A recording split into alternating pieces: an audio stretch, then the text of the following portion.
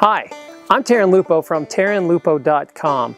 And after the success of my last documentary about quitting your job and becoming a farmer, I had a lot of people ask me to do a documentary about beekeeping. So stay tuned.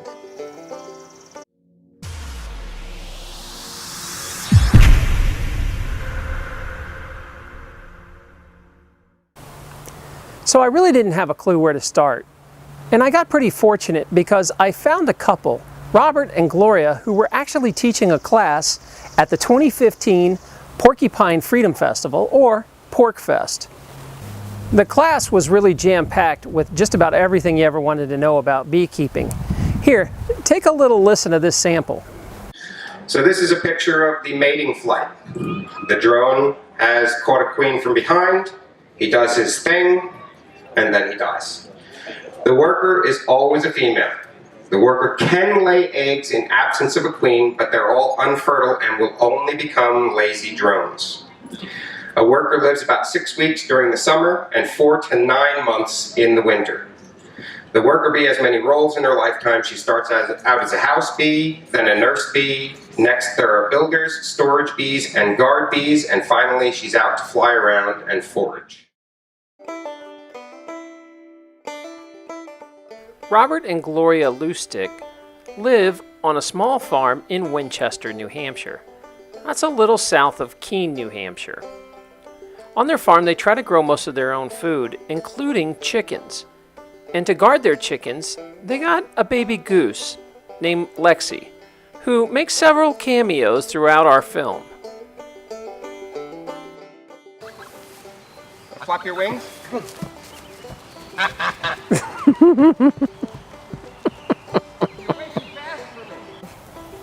So my name is Robert, and I keep bees, and the reason I got into beekeeping is because I also make mead, and honey is quite an expensive ingredient, so I thought that bees could make honey for me.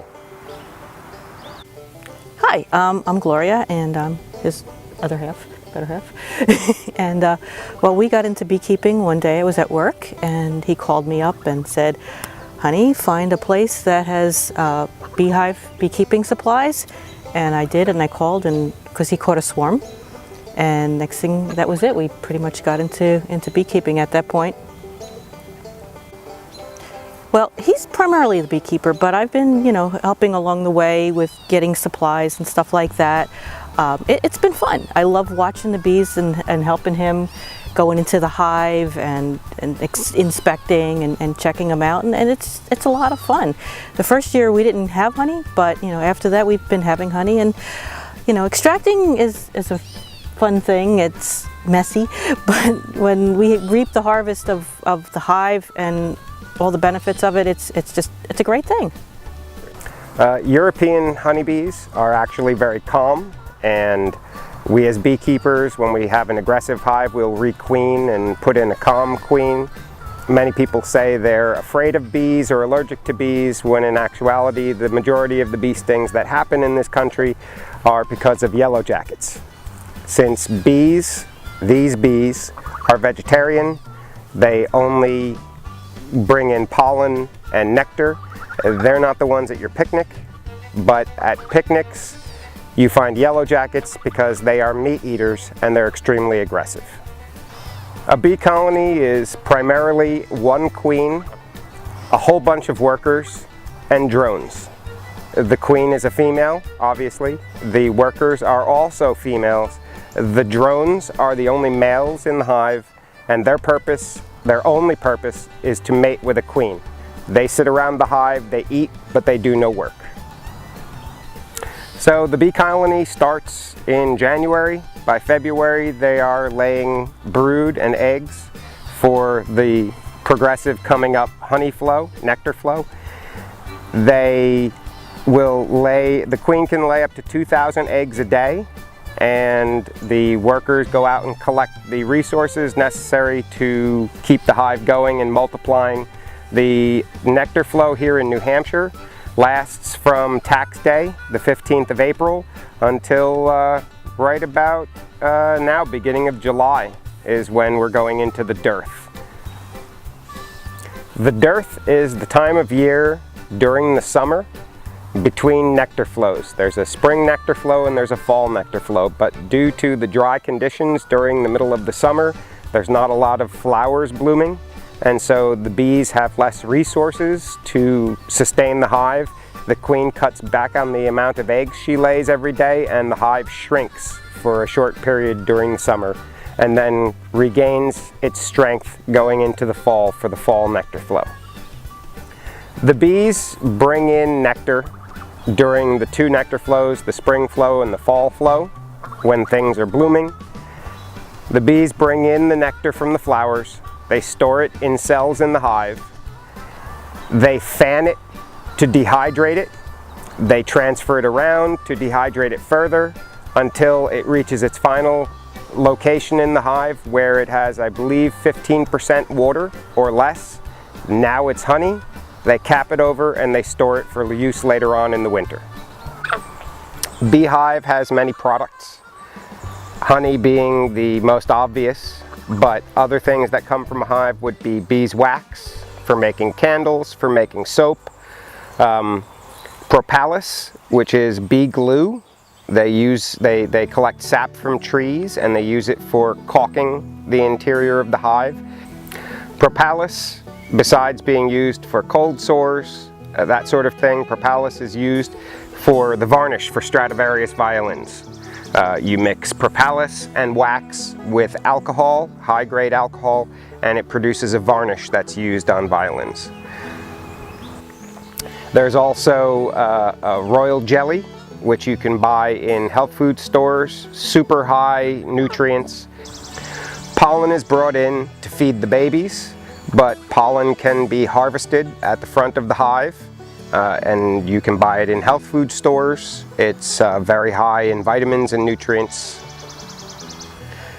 So the solar wax melter is used primarily to melt wax that comes from the hive when the bees make comb in a bad location, and I'm cleaning around the hive as I'm inspecting. I'll pull that out, throw it into the wax melter. Old frames that are there for too many years, we throw those into the melter, melt down the wax. The resulting comb that's got not much wax left in it is called slum gum, and it's exceptionally good as a fire starter for campfires. During the winter, bees will form what's known as a cluster. What this is the worker bees. Let me start this by saying that the drones, who are useless in the hive except for mating with a queen, are all dragged out by their feet and thrown off the front doorstep at the beginning of the winter because they don't provide anything for the hive. So then the colony is left with workers and a queen, and the idea is they have to keep the queen alive even during the coldest nights. So they form a cluster, which is a ball of bees with the queen at the center, and they will keep the queen at about 98 degrees through the entire winter, day and night. They slowly work their way up through the hive towards the top, eating food stores, honey, as they go along, very, very slowly during the winter. The workers, who have an average lifespan of 5 weeks, during the winter, a worker can live for 5 months. Robert and Gloria make it sound easy to raise bees, but it's not that simple, or everybody would be doing it. There's a lot of pitfalls. I want to take you over to my friends over at Foggy Hill Farm to share their experiences of their wins and some of the hardships they had raising bees. Hi, I'm Andy Pressman of Foggy Hill Farm in Jaffrey, New Hampshire, and welcome to our bee yard. We currently have 3 hives after a terrible loss 2 winters ago. We lost all of our hives in about -17-degree weather for about a week and are slowly rebuilding. But we've been keeping bees for about 15 years, and it's been an amazing experience. And we started really for pollination, as we have a small market farm, but also value the honey and other products that come from the hive. And I started with an herbalist in Southeast Ohio who actually stung people on a monthly basis as a healing process. And the results I saw after some folks had several surgeries, but the what the bees provided was the most amazing healing process for them, and so that really got me thinking about the importance of bees, and I slowly started learning more about their community and organization and what they have to offer for community building, and just am fascinated by the whole process and the different types of hives. And it's been a really great hobby turning into commercial business, but has taken a long time and has also been an expensive hobby up until we really started selling honey and doing well with it. And I would say for beginning beekeepers, some of the things I really learned is one is to really start small. Really learn what you're doing. Don't invest in tons of equipment at first, but really get your skills down before you start scaling up. And also make sure you have a good mentor that's local. Like I said, I started beekeeping in Ohio and then down to Virginia. And as we slowly kept moving north, we realized how regional specific bees are, specifically the queen. So we've been part of a queen rearing program to localize the queens and hives more as we move more north. So here we are in New Hampshire, and it's definitely a much different climate than Virginia. So having someone local who knows beekeeping is great to keep on your speed dial on your cell phone, and also just ask a lot of questions and support your local beekeeping organization. There's several throughout every state. Many counties have them, and they're just a great resource and great connection. And I urge you all to promote them and support them and be a part of the pollination effects and great honey that come from a hive. We have a Facebook page, so you can look up Foggy Hill Farm, New Hampshire. I believe there's another Foggy Hill Farm out there somewhere. And we'll soon have a website, but yeah, we're right here in Jaffrey, New Hampshire. Robert and Gloria want to share some of their mistakes as beekeepers so you guys won't repeat them when you start out. Our first year in beekeeping was catching a swarm, and the first place we got information was Beekeeping for Dummies. And while it's a good resource, it wasn't enough for us to learn what was necessary to be a beekeeper.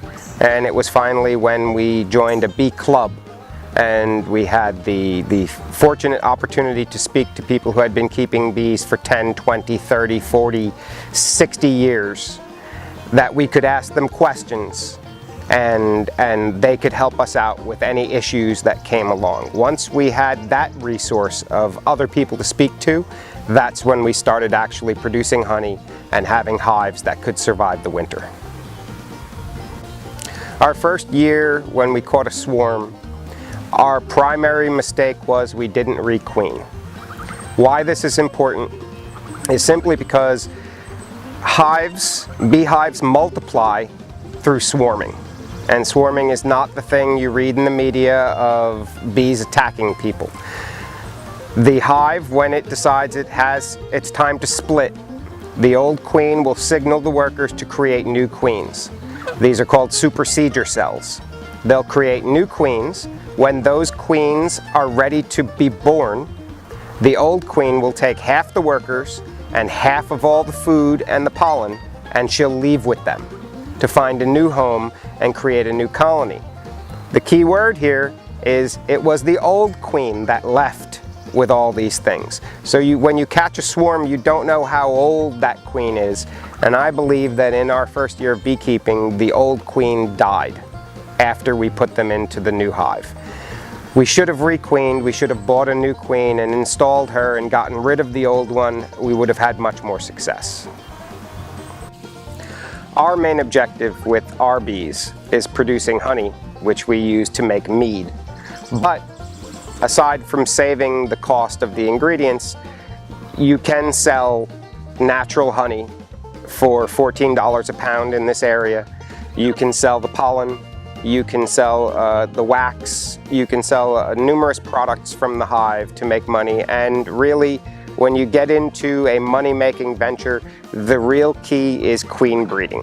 If you create new queens, you can sell them to other beekeepers in your area and elsewhere, and they go for $28, $35 per queen. Another product from a beehive that you can make money with is nukes, N-U-C-S, otherwise short for nucleus colony. This is 5 to 6 frames from a hive with workers, with honey, with pollen, with a queen, and these go for $150 roughly to people who want to start their own beekeeping adventure. The key thing to remember as a new beekeeper, the first year you will not get any honey. Your objective during the first season is to help the bees build up strength and enough infrastructure in the hive so that they can survive the first winter. If you successfully overwinter a hive, the following spring you will get honey. So there's different kinds of honeys that you can get.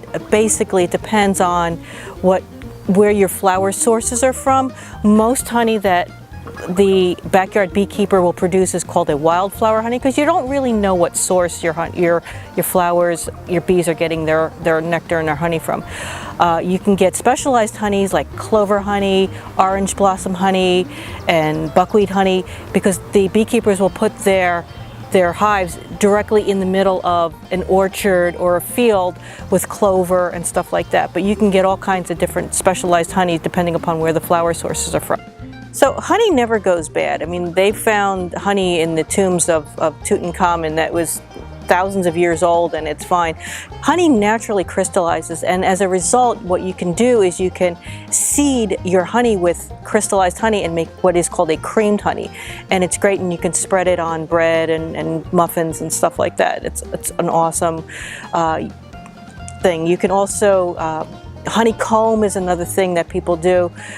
You can sell from your wares, people that will cut actual honeycomb and sell it with the honey in the wax, and that goes for a premium. I hope with this information, it took some of the fear out of starting your own beekeeping business. So give it a try. If you like this video, please give it a thumbs up, a like, and a share.